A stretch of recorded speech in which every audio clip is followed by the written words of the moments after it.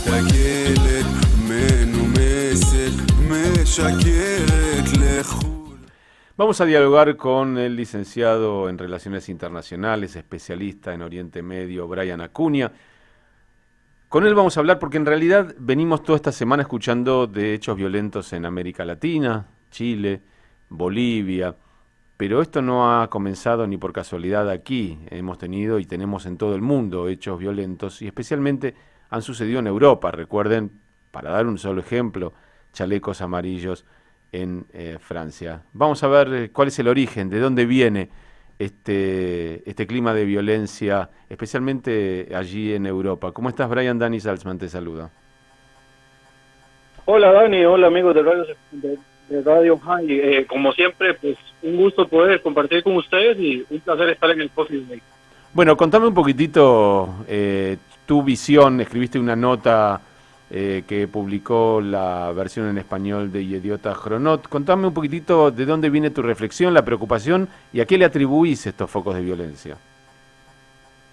Bueno, creo que cada caso en particular pues tiene sus propias condiciones, ¿verdad? La situación que ocurre en América Latina, que tiene que ver con un descontento ya generalizado en las clases políticas, donde desgraciadamente nos hemos acostumbrado a buscar caudillos, ¿verdad? A buscar estos líderes que vengan a salvar a los diferentes países, pues esa es la situación que ocurre mucho en América Latina y mucho descontento social, ¿verdad? El caso chileno muy particular, el tema del aumento en los costos del subte y todo esto, pues en realidad fue solo un detonante de un montón de condiciones anteriores que han estado ocurriendo, cuestiones de la salud, ¿verdad? Pensiones y demás. En el caso europeo muy particular, ¿verdad? Que es la nota que te refieres de Idiota Chronot, ahí vemos también un tema de un clima que va como por tres esferas. Yo planteaba en el artículo de que hay un grupo de extrema derecha, ¿verdad? Que también la extrema derecha en Europa tiene particularidades muy especiales en la época actual y además no me gusta mucho como etiquetar de derechas o izquierdas porque creo que son pues apodos y etiquetas que aplicaban en el siglo XX y el siglo XXI tiene otra connotación que apenas estamos empezando a escribir en la historia de las relaciones internacionales. Pero en Europa tenemos un ambiente de antiglobalización donde pues se unen tres grupos particulares, ¿verdad? Lo que llamaríamos, por ponerle una etiqueta, la extrema derecha actual, ¿verdad? Con gobiernos o con líderes como Jean-Marie Le Pen o como ha pasado, por ejemplo, en países como Hungría, como Austria, países como Grecia, donde ha llegado líderes de extrema derecha.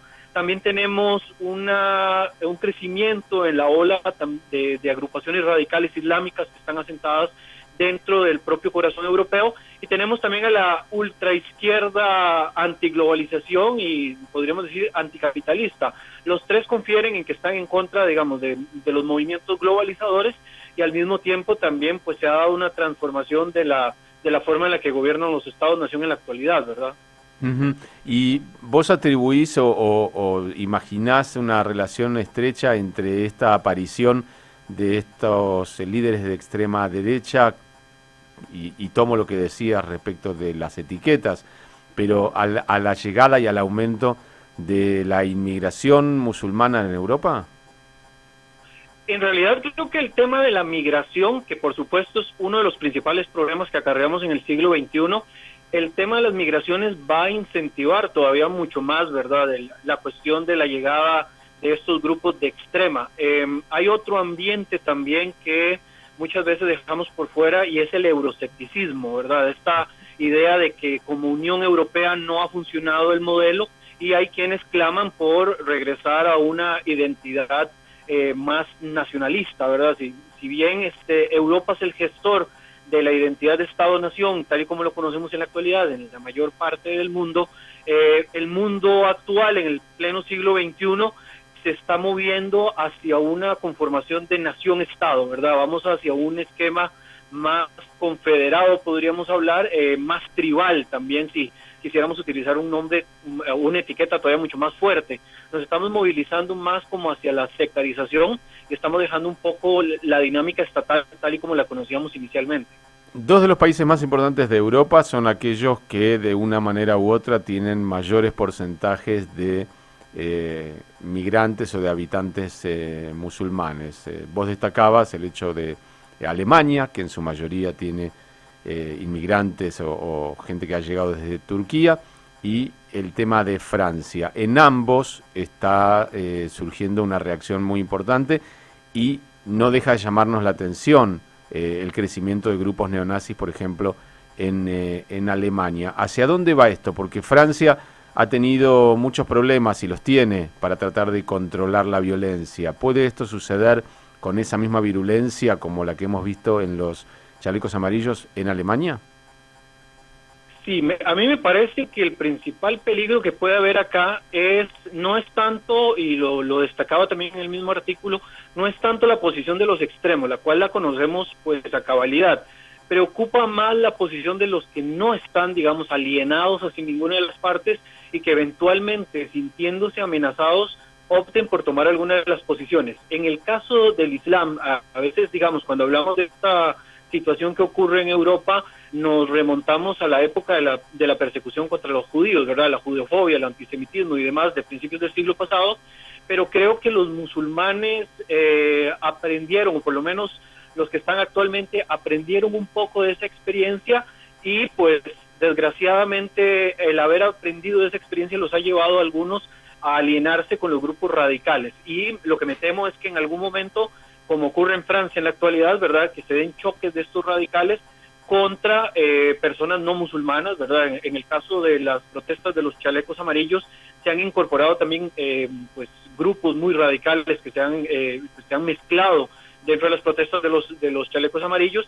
Y en el caso de Alemania el problema está principalmente que los alemanes apenas van recuperándose un poco de la situación que les dejó la Segunda Guerra Mundial. Si bien Alemania ha demostrado después de las dos grandes guerras que tienen la fortaleza para poder levantarse, poder aprender de sus errores e ir saliendo, pues hay un grupo que todavía no aprende la lección, mantiene posiciones muy, muy radicales y se están encontrando con la acera del frente, donde también hay grupos extremadamente radicales, no solo asentados en Alemania, ¿verdad? Mencionaba el caso de Alemania con una mayoría de población musulmana, principalmente turca, que bueno, eso es una ventaja a medias, puesto que las escuelas islámicas en Turquía son de una condición menos fundamentalista, no así, digamos, como ocurre en Francia, donde la mayoría son magrebíes y donde vienen con el germen del salafismo y del wahabismo que se ha ido instalando en las últimas décadas dentro de esta región y que se ha ido exportando también a Europa, y lo vemos en otros casos como Bélgica y como está pasando también en las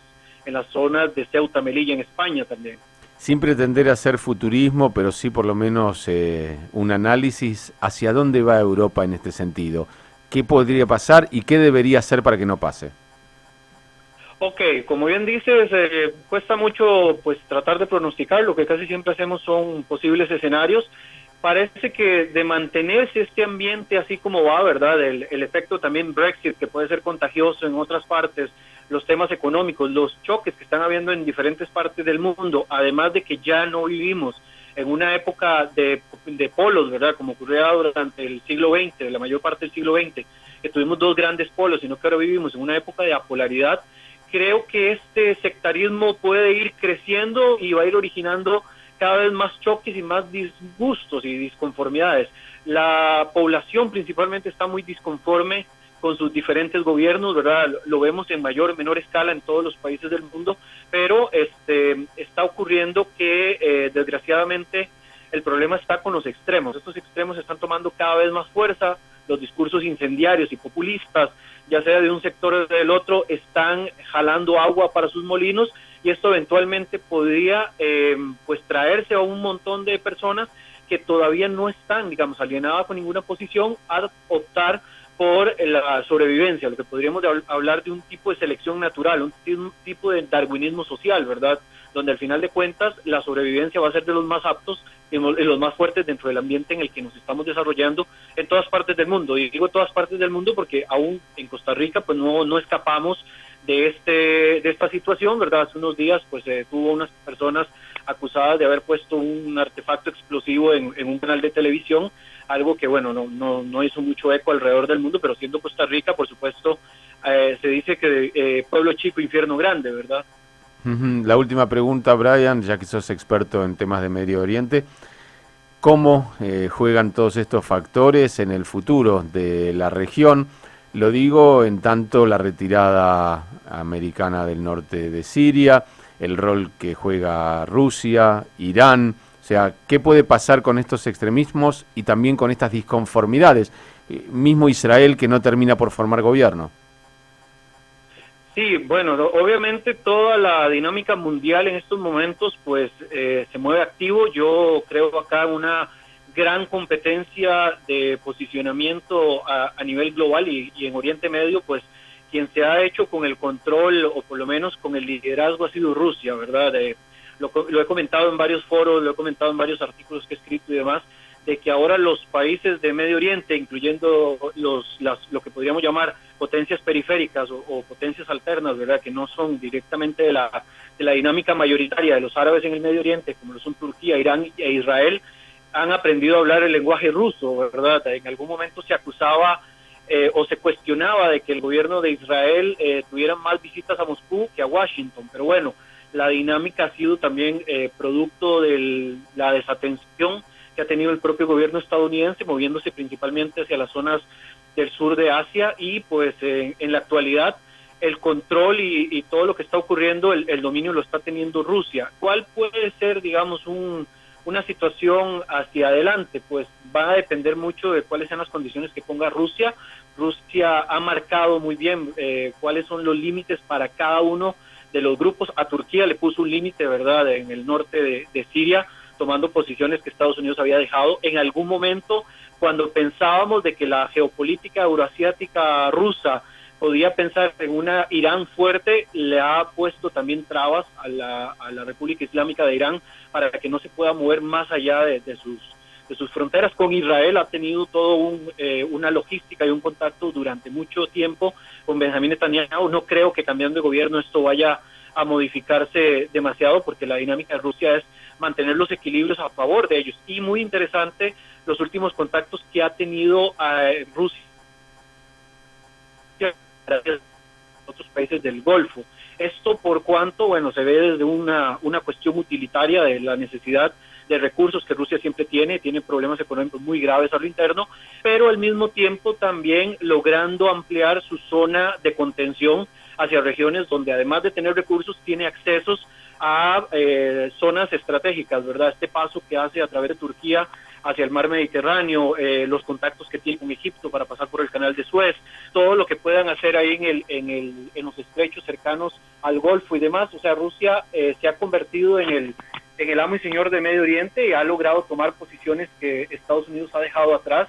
Y por el otro lado tenemos competencias en otras partes del mundo entre las otras dos grandes potencias, como lo son China y Estados Unidos, pero también hay que tomar en consideración que al no haber polos en la actualidad determinados, sino jerarquías de hegemonía, hay también líderes regionales que de colapsar o de tener algún tipo de situación podría pues poner el mundo de cabeza. Hablemos del caso de la India en Asia, o hablemos del caso de Brasil en América Latina, o el propio caso, digamos, mexicano en cierto modo. Entonces creo que, Dani, tal y como lo planteas, la dinámica es bastante convulsa. No podría pronosticar que esto vaya a disminuir en las próximas semanas, ¿verdad? En Europa tenemos un ambiente bastante tenso. En Barcelona, ¿verdad?, el asunto pues ha llevado todavía mucho más allá y ha dado eco, y la verdad es que creo que la situación, en vez de mermar, creo que se va a ir expandiendo. Esto parece que es el inicio de un nuevo polvorín, ¿verdad?, a nivel global. Brian, gracias por este análisis, por tu tiempo. Te mandamos un abrazo desde aquí, desde Buenos Aires. Muchísimas gracias, Dani. Un abrazo a todos los amigos de Radio High. Allí estaba Brian Acuña, que es licenciado en Relaciones Internacionales, especialista en Oriente Medio desde Costa Rica.